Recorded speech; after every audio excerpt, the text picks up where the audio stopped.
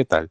Bienvenidos a este podcast en donde mis compañeros y yo les hablaremos sobre los temas que nosotros hemos visto en la materia de bases biológicas de la conducta. Trataremos de ser lo más precisos posibles, de no meter mucho relleno y que usted pueda comprender lo que nosotros decimos de la manera más clara y precisa. Le presento a mis compañeros, quienes son Martínez Silva María Fernanda, Mesa López Carlos Ignacio, un servidor, Mondragón Daniel, Morales Rubio Mauricio, Navarrete Casado Fátima Catherine y Nieto Martínez Yulisa. Esperamos que sea de su agrado y que disfruten de nuestra charla tan amena como nosotros. A continuación, mi primer compañero explicará su primer tema. Hola, yo soy Mesa López Carlos Ignacio y voy a iniciar con la fundamental, la genética. La genética es la ciencia que explica cómo la información pasa de padres a hijos. Suena sencillo, ¿no? Pero detrás hay un sistema complejo basado en el ADN, que es como un manual de instrucciones en espiral guardado en cada célula. Mi nombre es Daniel Mondragón y bueno, como ya decía mi compañero, este ADN siempre está organizado en cromosomas y dentro de ellos encontramos los genes, que pues son como capítulos de este manual. Cada gen da la instrucción para fabricar una proteína o la molécula que el cuerpo necesitará. Y claro, no todos los genes se expresan igual.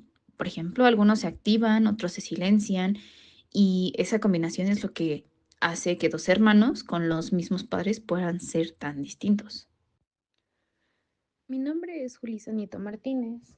Dando a continuación, un concepto clave es diferenciar genotipo y fenotipo. El genotipo es un conjunto de genes que tenemos, mientras que el fenotipo es lo que realmente vemos, como color de ojos o la estatura. Soy Mauricio Morales Rubio y pues bueno, aparte de lo ya mencionado, la genética también nos enseña por qué existen enfermedades hereditarias o cómo surgen ciertas mutaciones que cambian esas instrucciones. Hay veces en las que esas mutaciones son negativas, pero hay otras que generan variabilidad que permite la evolución. En resumen, la genética es la base de todo lo que somos y también el punto de partida para entender cómo se forma el sistema nervioso. Hola, soy María Fernanda Martínez Silva. Y bueno, retomando lo que dijo mi compañero, la genética no solo define características físicas, sino también cómo se arma nuestro sistema nervioso desde que somos un embrión. Sí, todo comienza con genes que actúan como interruptores. No sé cómo lo vas tú, pero según yo, algunos ordenan que ciertas células se conviertan en tejido nervioso, mientras que otros regulan la formación de estructuras específicas como la médula espinal o el cerebro. Cuando estos procesos funcionan bien, el sistema nervioso se desarrolla sin problemas, pero cuando algo falla, por ejemplo una mutación en un gen clave, aparecen malformaciones como la espina bífida, donde el tubo neutral no se cierra correctamente. Lo fascinante es que la genética no solo determina la estructura, también influye en cómo funcionan nuestras neuronas, qué tan sensibles somos a ciertos estímulos e incluso nuestra predisposición a enfermedades neurológicas. Y pues bueno, ahora vamos a retroceder un poco en el tiempo para entender un poco sobre la filogenia del sistema nervioso, o sea, cómo evolucionó a lo largo de los millones de años para pasar desde lo más simple hasta lo que conocemos hoy en día como el sistema nervioso del ser humano. Y bueno, al inicio en organismos muy simples no había sistema nervioso, ¿no? Como tal, eran células sueltas que podían reaccionar a estímulos, pero sin coordinación real. Sí, de hecho, ¿sabías que el primer salto importante fue en los cnidarios, como las medusas o hidras que ya conoces, ¿verdad? Que desarrollaron una red nerviosa difusa. No había un cerebro, pero sí había una red que coordinaba los movimientos más simples. Con los gusanos planos aparecieron estructuras más centralizadas, por ejemplo los ganglios, que funcionaban como minicentros de control, y en los artrópodos, como los insectos, se formaron sistemas nerviosos más segmentados y especializados. El gran cambio se dio en los vertebrados, con la aparición de la médula espinal y un encéfalo cada vez más complejo. Eso permitió movimientos finos, memoria y aprendizaje. Finalmente, en los mamíferos y especialmente en los humanos, el cerebro alcanzó un nivel de complejidad bastante increíble, con una corteza cerebral capaz de generar lenguaje, arte, ciencia y hasta esta conversación que estamos teniendo, por ejemplo.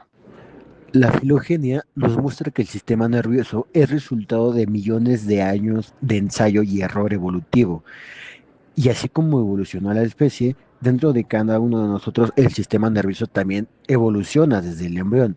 Conforme vamos creciendo, conforme vamos desarrollándonos desde que somos un embrión hasta que somos bebés, niños, adultos, etcétera, pues nuestro sistema nervioso pues también va evolucionando, así como evolucionó en general. Hola otra vez, soy yo, Mesa López Carlos Ignacio, ¿no? Siguiendo con la línea, ahora les hablaré de la ontogenia del sistema nervioso, o sea, cómo se forma y se organiza dentro de cada individuo, ¿no? Todo arranca en la etapa embrionaria, cuando una parte del ectodermo, y bueno, aquí un paréntesis, el ectodermo es una de las capas del embrión, se especializa para convertirse en un tejido nervioso. Este proceso forma la placa neural, que después se despliega hasta cerrar el tubo neural. Este tubo es como la semilla. El sistema nervioso, la parte inferior dará origen al encéfalo y al inferior a la médula espinal. Con el tiempo, el encéfalo se divide en vesículas que se transforman en las diferentes regiones del cerebro: telecéfalo, diencéfalo, mesencéfalo y robencéfalo.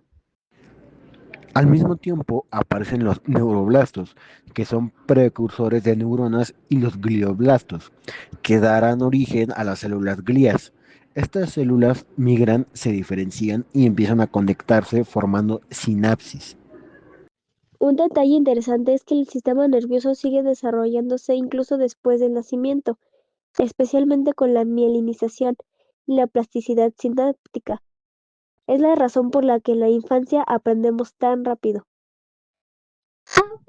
Sí, pues para no hacerles el cuento largo, la ontogenia es el proceso que va de unas cuantas células embrionarias hasta el sistema nervioso completo, que nos permite estar aquí nosotros 6 estamos aquí y todo esto se va desarrollando gracias al proceso de la ontogenia. Y para entender cómo funciona este sistema ya desarrollado necesitamos conocer sus protagonistas. Y estas palabras las hemos mencionado mucho en este curso. Y me parece que ustedes también ya se las quedaron grabadas, que son las neuronas y las glías. Hola, yo soy Navarrete Casado Fátima Catherine. Ahora vamos con los actores principales del sistema nervioso, que son las células y las neuronas gliales. Las neuronas son las unidades funcionales. Cada una tiene un tipo celular, dendritas que reciben información y un axón que la transmite. Juntas forman redes inmensas como si fueran cables interconectados. No todas las neuronas son iguales.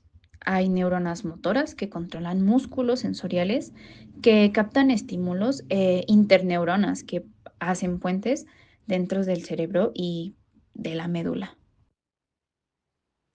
Pero las neuronas no están solas. La glía es como el equipo de soporte que hace posible que funcionen bien.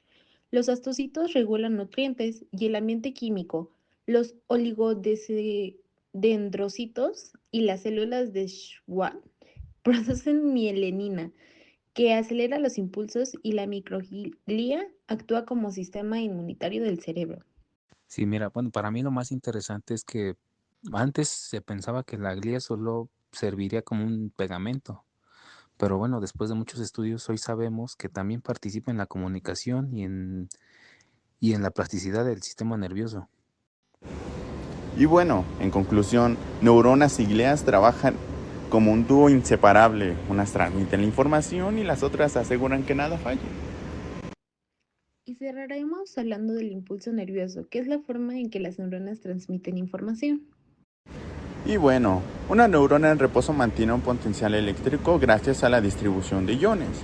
Cuando recibe un estímulo suficientemente fuerte, se abren canales de sodio y se genera el potencial de acción. Ese cambio eléctrico viaja por el axón como una onda.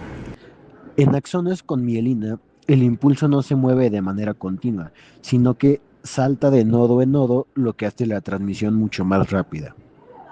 Y bueno, cuando el impulso llega al final del axón, este provoca una liberación de neurotransmisores que cruzan la sinapsis y pues activan la siguiente neurona.